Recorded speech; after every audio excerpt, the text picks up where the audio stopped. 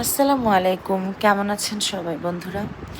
তো আজকে একটা সুন্দর এবং স্পেশাল ভিডিও নিয়ে হাজির হয়ে গিয়েছি আপনাদের সামনে।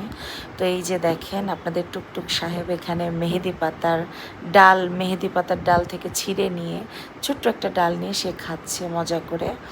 আর আমি আসলে আগে জানতাম না যে টিয়া পাখিরা মেহেদি পাতা এত মজা করে খেতে পারে, ওকেই ফার্স্ট দেখলাম।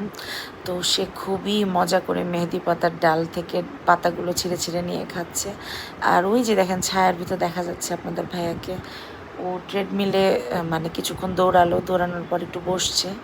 তো এখান দিয়ে আপনাদের ভাইয়া পাশে বসা, আর তার পাশে হচ্ছে আমার টুকু বসা।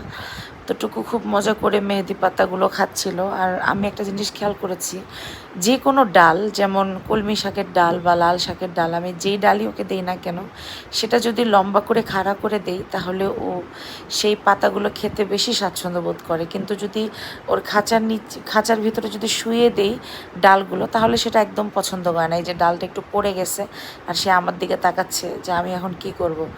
ঠিক আছে, তো এই জন্য আমি আবার ডালটা তাকে সোজা করে দিলাম যাতে করে সে আরামসে খেতে পারে। তো সে আবার আসবে আস্তে আস্তে, এসে তারপর দেখেন কিভাবে সে খাওয়া শুরু করে, মানে খাওয়াতে পার্টিসিপেট করবে আর কি। তো সে যে কোনো বিপদে পড়লেই, প্রবলেমে পড়লেই আমার দিকে তাকায়।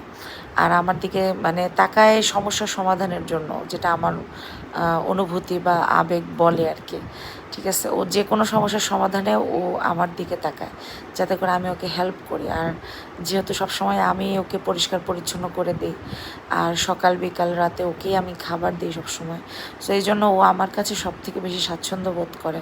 এই যে দেখেন বেচারা মনটা খারাপ হয়ে গেছে, কারণ 2-3 বার ডালটা পড়ে গেছে, এই জন্য তাকে ডাকতেছি আর আসতেছে না, সে রেগে গেছে।